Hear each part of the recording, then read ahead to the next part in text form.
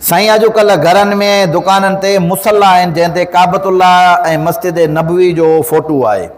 हा, अहिड़े मुसलनि ते निमाज़ पढ़ण जो छा हुकुम आहे? ॾिसो, इहा ॻाल्हि सम्झ जी आहे त मुसल्ला हूंदा आहिनि, कंहिं ते काबे जो फोटो हूंदो आहे, कंहिं ते मस्जिद नबवी जो हूंदो आहे, कंहिं ते बैतुल मुक़द्दस जो हूंदो आहे। इहे मुसल्ला अव्हां जे निमाज़ पढ़ण सां अव्हां जे ख़ुशू ऐं ख़ुज़ू जे अंदरि जेकॾहिं को बि असर वग़ैरह नथो थिए, तव्हां इन मां मुतासिर नथा थियो, त बिल्कुलु इन ते निमाज़ पढ़ी सघो था।